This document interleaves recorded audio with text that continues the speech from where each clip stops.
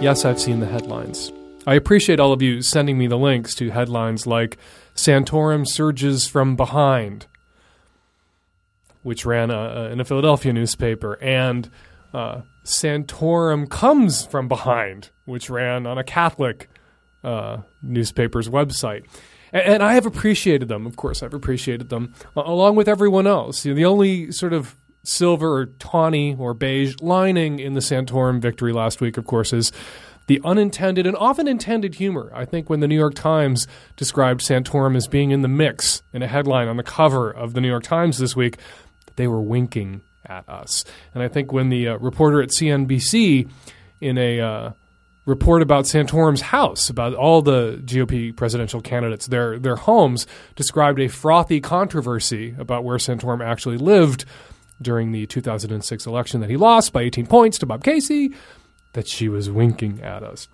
But it is the silver lining. We've all gotten to enjoy the laughs and the intentional or unintentional references to the new definition, or not so new. It's been like 8 years now. This isn't a new definition. It is just a definition of Santorum. Of course, the frothy mix of lube and fecal matter that is sometimes the byproduct of anal sex. I put an emphasis on the word sometimes because that's a word that people tend to overlook. If you're doing anal sex right, there is no lowercase Santorum. If you're doing it right, there's no uppercase Santorum. There's no Santorum at all. No Santorum involved. No Santorums invited. And speaking of Santorums, plural. I know this is going to be perceived a little unfair, but I'm going to chat with, discuss, go after one of Santorum's children, Elizabeth Santorum.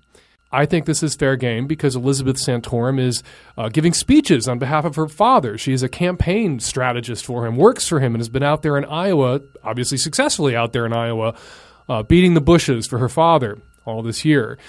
She was interviewed by the Huffington Post, profiled by the Huffington Post last week.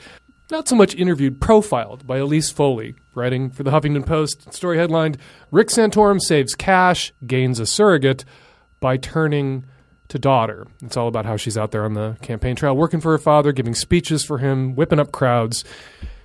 And Elise Foley writes, it is tough, after all, being a young surrogate for a candidate father clinging to an older worldview. Her father's stance on same-sex marriage and gay rights in particular has caused some friction from non-supporters. It's a policy thing, Elizabeth Santorum says. He thinks it's the right thing for America and the foundations of our country, she said of gay marriage. Opposed to same-sex marriage herself, Elizabeth said she has gay friends who support her father's candidacy because of his economic and family platforms. Okay. Yeah, it's really tough out there for the homophobes, isn't it? It's really tough. You know what else is tough? Losing your home after the death of your same-sex spouse because your marriage isn't recognized by the federal government. Seeing your husband deported because your marriage isn't recognized by the federal government. Being barred from your partner of 13 years bedside while she dies in a hospital in Miami. You and your children barred from your partner's bedside as she lays dying of a brain aneurysm because the hospital doesn't recognize gay marriage, which happened to Janice Langben as her partner Lisa Pond lay dying in a hospital in Miami in 2007. That's fucking tough too. And that's what happens in a country where marriage equality is not recognized. That kind of tough shit. It's tougher for gay people who do not have access to the rights, protections, responsibilities, and privileges of marriage than it is for poor, dear, sweet Elizabeth Santorum, who just has to listen to people tell her that her father's bigotry is, in fact, bigotry. But what really interests me about the HuffPo interview is Elizabeth's claim that she has gay friends. Elizabeth Santorum, you can follow her at Twitter, at eSantorum2012. She has gay friends, just like her father and Rick Warren and Joel Osteen and Donny Osmond and Sarah Palin. It seems that all the high-profile homophobes in America have gay friends these days, or they claim to. No one has ever met, and no reporter has ever asked to verify the existence of one of Rick Santorum or Elizabeth Santorum's gay friends. Now, political reporters, I'm talking to you. I know some of you listen. Stop accepting homophobes' claims of gay friendship at face value. Elizabeth Santorum says she has gay friends who support her dad based on his family platform. That is an astonishing assertion. Who are these gay people who support Rick Santorum for president, despite his having compared sex between consenting adults of the same gender to child rape and dog fucking? Who are these gay people who support Rick Santorum, despite his having asserted that gay relationships are a threat to Homeland Security? These gay people who support Rick Santorum for president, despite his opposition not just to gay marriage, but to any legal recognition of same-sex relationships at all. Who are these gay people who support Rick Santorum for president, despite his promise to write anti-gay bigotry into the U.S. Constitution, his promise last week to forcibly divorce every legally married same-sex couple in the United States, and also to reinstate Don't Ask, Don't Tell? Who are these gay people? Where are these faggots? I want to meet them. I want to know their names.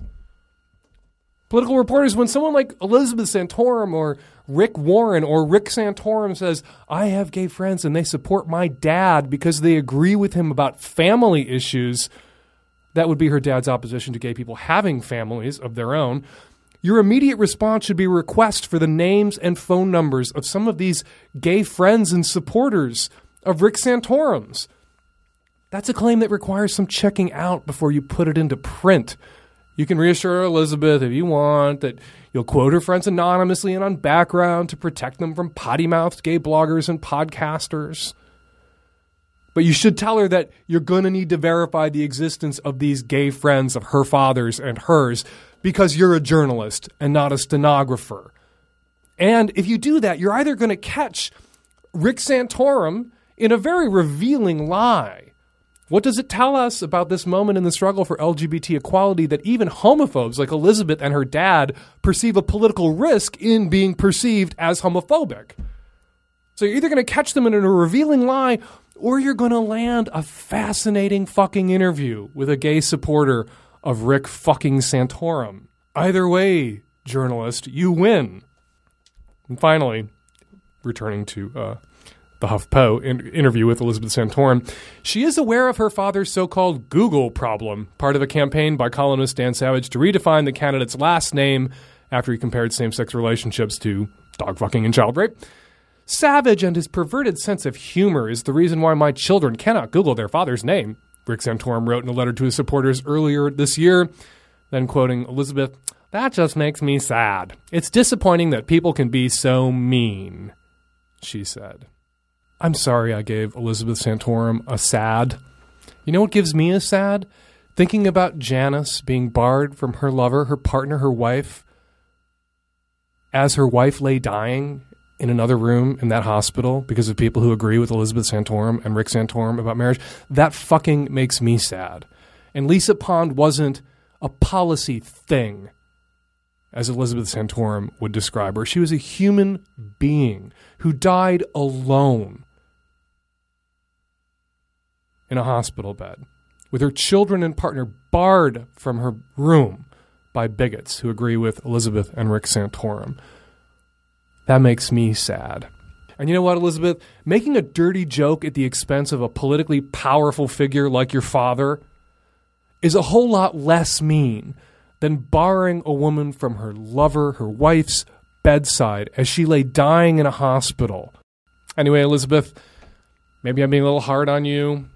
Maybe, like a lot of young people, you're still just 20. You're young. You're out there campaigning for your dad, America's highest profile, frothing anti-gay bigot. Maybe you don't agree with him, but right now politically, you're deferring to your dad's position on this and telling him and his supporters what you think they want to hear. You're not going to pull a Meghan McCain and come out for marriage equality. Not yet.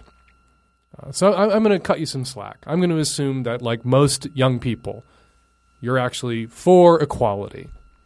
But right now you can't risk publicly coming out for equality. Much like the President of the United States, who I believe is for marriage equality and yet not publicly for it at this time. So I'm going to cut you a little slack.